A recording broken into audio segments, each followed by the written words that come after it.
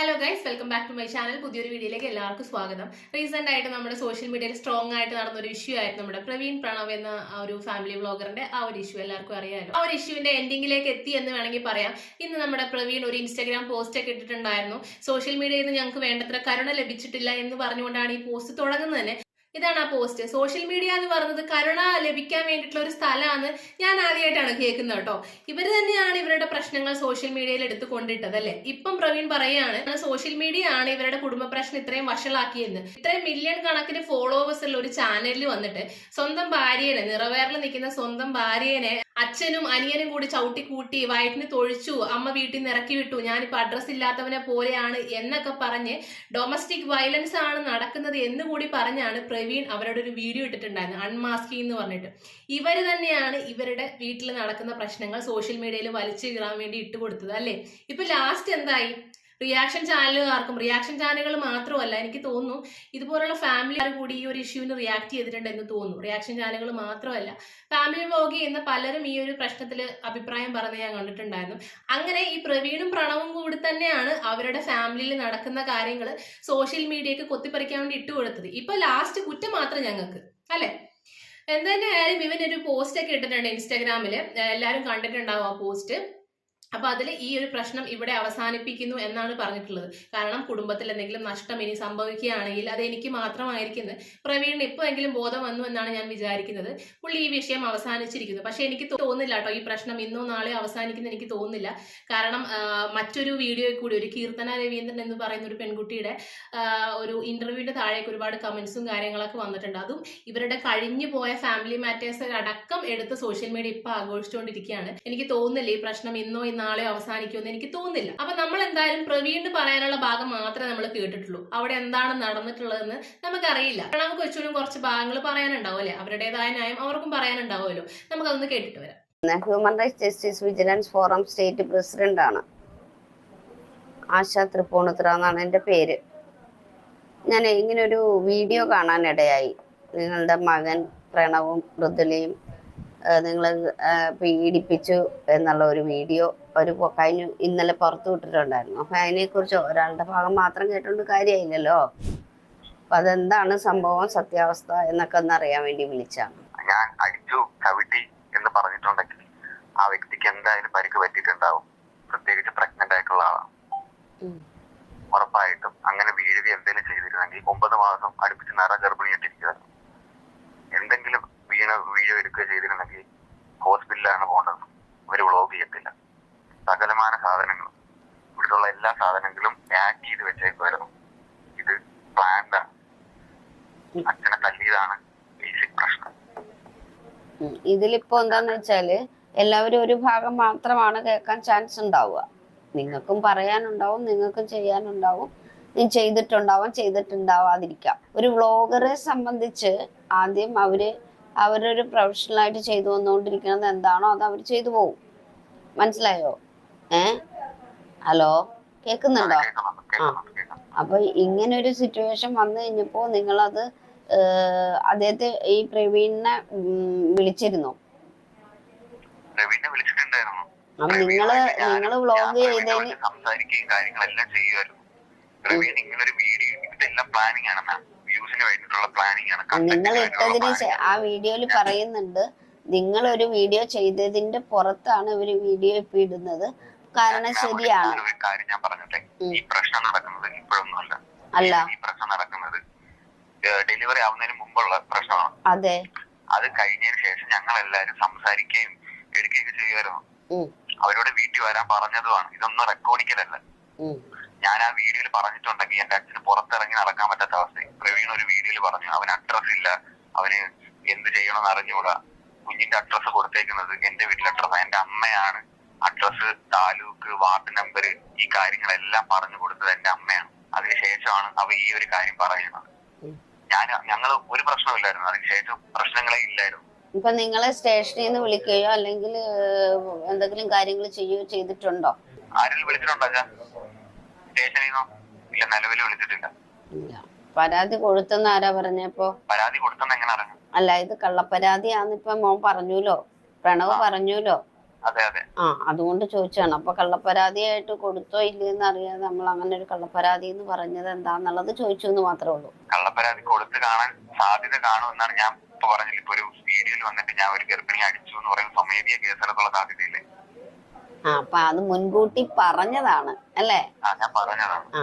അപ്പൊ അത് മുൻകൂട്ടി പറയുമ്പോ നമ്മളുടെ ഭാഗത്ത് എന്തെങ്കിലും തെറ്റുണ്ടോ ഇല്ലയോ എന്നൊന്ന് വിലയിരുത്തണ്ടേ? എന്റെ കയ്യിൽ പ്രൂഫ് ഒന്നുമില്ല. ആ ബ്ലോഗിൽ അടി കൊണ്ട ആളാണെങ്കിൽ അങ്ങനെ നിന്ന് സംസാരിക്കാൻ തോന്നുന്നുണ്ടോ?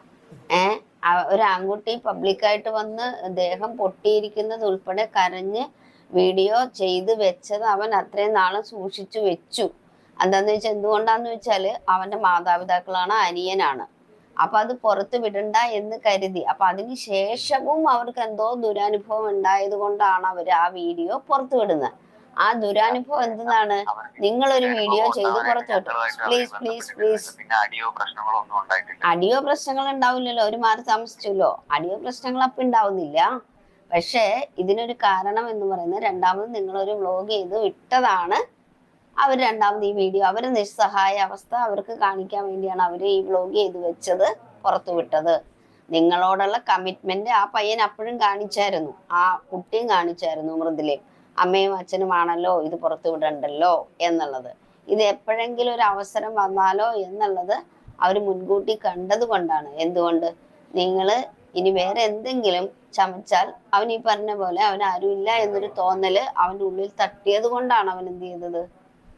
എബി, അപ്പൊ ഞാനിത് വിളിച്ചത് നിങ്ങൾക്ക് പറയാനുള്ളതും കൂടി ഞങ്ങൾക്ക് കേൾക്കണം. ഒരു ഭാഗം കേട്ടുകൊണ്ട് മാത്രം നമുക്ക് മുന്നോട്ട് പോകാൻ പറ്റത്തില്ല. അപ്പോ നമുക്ക് ഒരു സ്ത്രീയെ ഉപദ്രവിക്കുന്ന കണ്ടാൽ ഞങ്ങളെ പോലുള്ള ആളുകൾക്ക് അത് കണ്ടുകൊണ്ടിരിക്കാൻ പറ്റില്ല. ഇതിനകത്ത് സെക്കൻഡറി എന്താണോ അത് അതിന്റെ നിയമവശമായിട്ട് നിങ്ങൾ നിരപരാധിയാണെങ്കിൽ കോടതി തെളിയിക്കട്ടെ, അല്ലെങ്കിൽ നിങ്ങൾ കുറ്റം ചെയ്തവരാണെങ്കിൽ കോടതി നിങ്ങളെ ശിക്ഷിക്കട്ടെ. അത്ര എനിക്ക് പറയാൻ പറ്റുള്ളൂ. ഇതെല്ലാം ഇതിലൊന്നും ബേസിക് ആയിട്ട് ഒരു കാര്യമില്ല. ഇവിടെ അങ്ങനെ ഒരു പ്രശ്നം ഉണ്ടാകുന്നുണ്ടെങ്കിൽ ബേസിക് ആയിട്ട് ഒന്നുമില്ലേ? ഒരു പെൺകുട്ടീന് ഇതുമാതിരി ഒരു കാര്യം ഞാൻ പറഞ്ഞു. എന്റെ നാട്ടിൽ ഒരു വഴക്ക് നടക്കുന്നെങ്കിൽ ഈ ഒരു അടി പ്രശ്നം, ഈ ഒരു പ്രശ്നം അല്ലാതെ എന്റെ വീട്ടിൽ, എന്റെ വീട്ടിലെ അയൽവക്കാരും എല്ലാരും അറിയുന്നത് ഈ ആ ഒരു പ്രശ്നം അല്ലാണ്ട് ഞാൻ തല്ലിയിട്ടില്ല. ഞാൻ ഇതെങ്ങനെ തെളിയിക്കണമെന്ന് എനിക്കറിയില്ല. പക്ഷെ ഇതെന്റെ നിസ്സഹായ അവസ്ഥ. ഞാൻ തല്ലിയിട്ടില്ല എന്ന് പറയുന്നത് 100%. പക്ഷെ എന്റെ കയ്യിൽ പ്രൂഫ് ഇല്ലാത്തതുകൊണ്ട് ചിലപ്പോൾ ഞാൻ അകത്ത് പോയേക്കാം. അങ്ങനെ ഒരാൾ വന്ന് പറയുമ്പോൾ എനിക്കറിയാം, ഇങ്ങനെ ഒരാൾ സ്ത്രീ വന്ന് ഇങ്ങനെ ഞാൻ എന്നെ തല്ലി അടിച്ചു എന്ന് പറയുമ്പോൾ ഞാൻ പ്രവീണിനെ തല്ലി എന്നുള്ളത് നേര് തന്നെ. എന്റെ അച്ഛനെ തല്ലിയ സമയത്ത് ഞാൻ തല്ലി, അത് നേര് തന്നെയാണ്. ഞാൻ മുതലേ ഞാൻ ഒന്നും ചെയ്തില്ല. ഞാൻ അത്രയ്ക്ക് വിവരമില്ലാത്തവനല്ല. ഞാൻ തല്ലിയിട്ടില്ല. എനിക്കത് പ്രൂവ് ചെയ്യാൻ എനിക്ക് കഴിയില്ല. ഞാൻ തല്ലിയിട്ടില്ലാണ്. എനിക്ക് വാക്കാൻ പറയാനേ പറ്റും. എനിക്ക് എന്തെങ്കിലും ഞാൻ ഇവരെ പോലെ പ്ലാൻഡായിട്ട് എനിക്ക് വീഡിയോ എടുക്കാനോ വീഡിയോ അല്ലെങ്കിൽ റെക്കോർഡ് ചെയ്യാനോ ഒന്നും പറ്റില്ല. ഇവരൊരു ഓടി ഇട്ടായിരുന്നല്ലോ, അതിന് മുമ്പത്തുള്ള ഓടിയില്ല. അവര് അച്ഛൻ പറഞ്ഞത് മാത്രമേ ഉള്ളൂ, അതിന് മുമ്പുള്ളതൊന്നുമില്ല. എനിക്കിത് പ്രൂവ് ചെയ്യാൻ എനിക്ക് പറ്റില്ല. ഞാൻ തല്ലിയിട്ടില്ല എന്ന് എനിക്ക് എന്റെ അച്ഛനും അമ്മയ്ക്ക് മാത്രമേ അറിയൂ. ഞാൻ തല്ലിയിട്ടില്ല, അത് ഉറപ്പാണ്. എനിക്കത് പ്രൂവ് ചെയ്യാനായിട്ട് എന്റെ കയ്യിലൊന്നുമില്ല. പിന്നെ അടിച്ചൊരാളാണെങ്കിൽ, അടി കൊണ്ടൊരാളാണെങ്കിൽ ഇങ്ങനെ ഒന്ന് ബ്ലോഗ് എടുക്കില്ല. അപ്പൊ പിന്നെ അത് അവിടെ ഇരുന്നോട്ടെ. ഞാൻ ചോദിക്കുന്ന, നിങ്ങളുടെ ഒരു വീഡിയോ പുറത്ത് വിട്ടതിന് ശേഷമാണല്ലോ ഇപ്പൊ പ്രവീൺ ഒരു വീഡിയോ പണ്ട് പിടിച്ചു. പ്രവീൺ ഒരു വീഡിയോ ചെയ്തു, അവൻ അഡ്രസ് ഇല്ല എന്നുള്ളൊരു കാര്യം പറഞ്ഞിട്ടൊരു വീഡിയോ. അപ്പം എനിക്ക് എന്റെ അച്ഛനൊക്കെ സാധാരണക്കാരൻ, ഞങ്ങൾ അച്ഛൻ പണിക്ക് പോയിട്ടാണ് ജീവിക്കുന്നത്. അപ്പൊ പബ്ലിക്കിൽ വന്ന് ഇങ്ങനെ പറയുമ്പോ അച്ഛന്റെ മുഖത്ത് ബസ് ഇറങ്ങിയ സമയത്ത് ഒരു പെണ്ണുമ്പുള്ള വന്നു തുപ്പി, കാറ് തുപ്പി. എന്നിട്ട് ഞാൻ വീഡിയോ ഹോൾഡ് ചെയ്ത് പ്രവീണിനെ വിളിച്ച് ഞാൻ സംസാരിച്ചു. അതിനുശേഷമാണ് പുറത്തു വയ്ക്കാൻ എനിക്കത് ചെയ്തേ പറ്റുമെന്ന്. ഞാൻ എന്റെ അവസ്ഥ കൊണ്ട് ആ സമയത്ത് എന്റെ അച്ഛനെയും അമ്മയും സേവ് ചെയ്യാൻ വേണ്ടിയിട്ട് ഞാൻ ചെയ്തത്. ആ സമയത്ത് പ്രവീണുമായിട്ട് വേറെ അവൻ അങ്ങനെ ഒരു അഡ്രസ്സിന്റെ പ്രശ്നം പറയേണ്ട ഒരാവശ്യം, അത് മാക്സിമം അത് സോൾവായി വന്ന പ്രശ്നമാണ്. എന്നിട്ടും അവൻ അങ്ങനെ പറഞ്ഞു. ഞാൻ അവരെ സേവ് ചെയ്യാൻ വേണ്ടിയിട്ട് അച്ഛനും അമ്മയ്ക്കും അത് അവരെ സേവ് ചെയ്യുമ്പോ ഇങ്ങനെ അല്ലായിരുന്നല്ലോ. അവരെ സേവ് ചെയ്യേണ്ടത് ഒരു കുടുംബത്തിലെ ചേട്ടനനിയൻ ബന്ധമാണ് നിങ്ങൾ തമ്മിലുള്ള. അച്ഛൻ, അമ്മ, ചേട്ടൻ, അനിയൻ, ചേട്ടത്തി ബന്ധമാണുള്ളത്. അപ്പൊ നമ്മള് മലന്ന് കിടന്ന് മുഖത്ത് തുപ്പുന്ന ഒരു സ്റ്റൈലായി പോയില്ലേ അത്. അപ്പോ നമ്മൾ എന്ത് ചെയ്യണം? അവരെ ചെന്ന് വിളിച്ച് കൊണ്ടുവന്ന് നേരെ നിർത്തി കാര്യങ്ങൾ സംസാരിക്കണമായിരുന്നു. അപ്പോൾ നമ്മളെടുത്ത ഡിസിഷനും തെറ്റായിരുന്നു. അവർ വീഡിയോ അഡ്രസ്സ് ഇല്ലാത്ത വീഡിയോ വിട്ടിട്ടുണ്ടെന്ന് പറയുവാണെങ്കിൽ അതവർക്ക് അതേപോലെ അവരതിന്റെ റെക്കോർഡ് സഹിതം കേൾപ്പിക്കുന്നുണ്ടല്ലോ. പിന്നെ നമുക്ക് അതിനകത്ത് തെറ്റെന്ന് പറയാൻ പറ്റില്ല. ആ റെക്കോർഡ് എന്ന് പറയുന്നത് പ്രവീൺ എന്റെ അച്ഛനെ തല്ലിയതിനു ശേഷം അമ്മ അയച്ച റെക്കോർഡ്. അത് പിറ്റേന്നോ അതിന് മുമ്പുള്ള ദിവസം ആ സമയങ്ങളിൽ ചെയ്ത ഓഡിയോ. അതിനുശേഷം അമ്മ വിളിക്കാറുണ്ടായിരുന്നു, പ്രവീണായിട്ട് സംസാരിക്കാറുണ്ടായിരുന്നു, കുഞ്ഞിന്റെ കാര്യം തിരക്കാറുണ്ടായിരുന്നു, കുഞ്ഞിന്റെ ഫോട്ടോ അയച്ചു തരുമായിരുന്നു. ഇത് അന്നത്തെ കാര്യമാണ്. അതൊക്കെ നിങ്ങളുടെ കയ്യിലുണ്ടോ? എന്റെ കയ്യിലും ചാറ്റ് ഉണ്ട്. അല്ല, അമ്മയ്ക്ക് ഈ ഫോട്ടോസ് ഇട്ട് കൊടുക്കണതും കാര്യങ്ങളും ഒക്കെ അതൊക്കെ ഉണ്ട്. ശരി. അപ്പൊ എനിക്ക് ഒരു ഭാഗം മാത്രം കേട്ടുകൊണ്ട് ഒരു ഡിസിഷൻ എടുക്കാൻ പറ്റില്ല. നമ്മൾ പോലീസ് സ്റ്റേഷനിൽ അന്വേഷിച്ചപ്പോഴാണ് നിങ്ങളുടെ ഇത് കിട്ടിയത്. അപ്പോൾ അതുകൊണ്ട് ഞാനിത് എന്താണെന്നറിയാൻ വേണ്ടി, ഇതിന്റെ സത്യാവസ്ഥ നിങ്ങളുടെ ഒരു ഭാഗം കേൾക്കണം ശരിയല്ലല്ലോ. അപ്പോൾ 2 ഭാഗം കേട്ടുകൊണ്ട് എന്തെങ്കിലും ചെയ്യാൻ പറ്റുന്നുള്ളത് നോക്കാൻ വേണ്ടിയിട്ടാണ്. ഓക്കെ. അപ്പൊ എല്ലാരും കേട്ടല്ലോ, ഇതാണ് നമ്മുടെ പ്രണവ് കൊച്ചുവിന് പറയാനുള്ളത്. അവര് തമ്മിൽ ചെറിയൊരു പ്രശ്നം ഉണ്ടായിരുന്നു, എല്ലാ വീട്ടിലും ഉണ്ടാകുന്ന പോലെ ചെറിയൊരു എന്തോ ഒരു പ്രശ്നം, സൗന്ദര്യപ്പിണക്കം ഉണ്ടായിരുന്നു. അത് അവിടെ അന്ന് പറഞ്ഞു തീർത്തു. പക്ഷെ അതിനുശേഷം ഇവര് മനഃപൂർവ്വം ഇത് പ്ലാൻ ചെയ്തെന്നൊക്കെയാണ് കൊച്ചു പറയുന്നത്. ഓൾറെഡി അന്നൊരു പ്രശ്നം ഉണ്ടായിരുന്നു, എന്ത് പ്രശ്നമാണെന്ന് പറയുന്നില്ല, ചിലപ്പോൾ വെളിപ്പെടുത്താൻ താല്പര്യം ഉണ്ടാവില്ല. സ്വന്തം കുടുംബത്തിൽ നടക്കുന്ന പ്രശ്നമല്ലേ, കൊച്ചുവിന് ചിലപ്പോൾ പബ്ലിക്കിന് മുന്നിൽ പറയാൻ താല്പര്യം ഉണ്ടാവില്ല.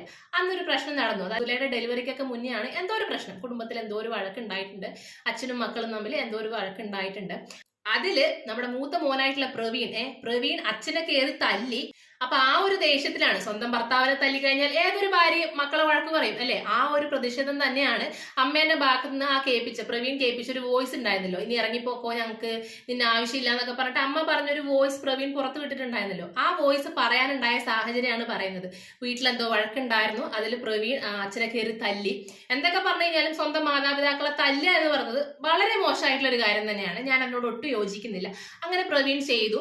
അപ്പൊ അതുകൊണ്ടാണ് അമ്മ ആ ഒരു വോയിസ് പ്രവീൺ അയക്കാൻ കാരണം എന്നാണ് ഇപ്പൊ കൊച്ചു പറഞ്ഞേക്കുന്നത്. പിന്നെ മാത്രമല്ല, പ്രവീൺ ആരോപിച്ച മറ്റൊരു ഇതായിരുന്നു, മൃദുലേനെ അച്ഛനും അനിയനും കൂടി നിലത്തിട്ട് ചവിട്ടി തൊഴിച്ചു എന്നോ അങ്ങനെ എന്തോ പറഞ്ഞത്. എനിക്ക് തോന്നുന്നു ഇപ്പൊ ഇങ്ങനെയാട്ടോ തോന്നുന്നത്. അന്ന് ഈ വഴക്ക് നടക്കുന്ന സമയത്ത്, അച്ഛനും പ്രവീണും തമ്മിൽ വഴക്ക് നടക്കുന്ന സമയത്ത് മൃദുല ചിലപ്പം ഭർത്താവിനെ സപ്പോർട്ട് ചെയ്യാൻ വേണ്ടി ഇടയ്ക്ക് കയറിയിട്ടുണ്ടാവും. അപ്പോൾ എന്തോ കയ്യോ കാലോ എങ്ങാനോ അറിയാതെ കൊണ്ടിട്ടുണ്ടാവും, മനഃപൂർവ്വമല്ല, അറിയാതെ ആ ഒരു വഴക്കിന്റെ ഇടയ്ക്ക് മൃദുലേന്റെ നേത്തും കൊണ്ടിട്ടുണ്ടാവും. നമ്മൾ സ്ട്രോങ് ആയിട്ടൊക്കെ വീട്ടിൽ അച്ഛനും മക്കളൊക്കെ വഴക്ക് കൂടുന്ന സമയത്ത് അതിന്റെ ഇടയ്ക്ക് അമ്മ പിടിക്കാൻ പോയാലും പെങ്ങൾ പിടിക്കാൻ പോയി കഴിഞ്ഞാലും ഭാര്യ പിടിക്കാൻ പോയിട്ടുണ്ടെങ്കിലും അതൊന്നും ചിലപ്പോൾ ചെവിയിൽ കേൾക്കുണ്ടാവില്ല, കാണുന്നുണ്ടാവില്ല, അത്രയും കലിപ്പ് മൂടിൽ നിൽക്കുന്ന സമയത്ത്. അങ്ങനെ എന്തോ ഒരു അബദ്ധത്തിൽ അറിയാതെ അച്ഛന്റെയോ അനിയന്റെയോ എങ്ങാനും കയ്യോ കാലോ എങ്ങാനും മൃദുലയുടെ മേത്ത് കൊണ്ടുപോയിട്ടുണ്ടാവാം. അതാണ് ചിലപ്പോൾ ഇവരെ ഇങ്ങനെ പൊക്കി പിടിച്ച് പറയുന്നുണ്ടാവാം എന്നാണ് എനിക്ക് തോന്നുന്നത്. അല്ലാതെ മനഃപൂർവ്വം നിറവേറിൽ നിൽക്കുന്ന ഒരു ഗർഭിണീനെ ഫോഴ്സ്ഫുള്ളി ആ ഒരു പെൺകുട്ടിക്കും വയറ്റിൽ കിടക്കുന്ന കുഞ്ഞിനും വേദനിക്കണം എന്ന് തോന്നി അച്ഛനും അമ്മയും ചെയ്തിട്ടുണ്ടായിരിക്കില്ല എന്നാണ് ഞാൻ ഇപ്പൊ മനസ്സിലാക്കുന്നത് കേട്ടോ. ഈ ഒരു കാര്യത്തിൽ ഞാനും റിയാക്ട് ചെയ്തിട്ടുണ്ടായിരുന്നു. ഓഫ് കോഴ്സ് ആദ്യം ഒരു ഗർഭിണീനെ ഇങ്ങനെ നിലത്തിട്ട് ചവിട്ടി കൂട്ടി എന്നൊക്കെ പറഞ്ഞ സമയത്ത് ആരായാലും പ്രതികരിച്ചു പോകും, എന്തൊരു മനുഷ്യന്മാരാണ്, മനസാക്ഷിയില്ലേ, കണ്ണിച്ചോറിയില്ലേ എന്ന് എല്ലാവരും വിചാരിച്ചിരുന്ന പോലെ തന്നെയാണ് ഞാനും വിചാരിച്ചത്. പക്ഷെ ഇപ്പം ഈ കൊച്ചുവിന്റെ ഭാഗം കൂടി കേട്ട സമയത്താണ് എനിക്ക് കാര്യങ്ങൾ കുറച്ചുകൂടി വ്യക്തമായത്.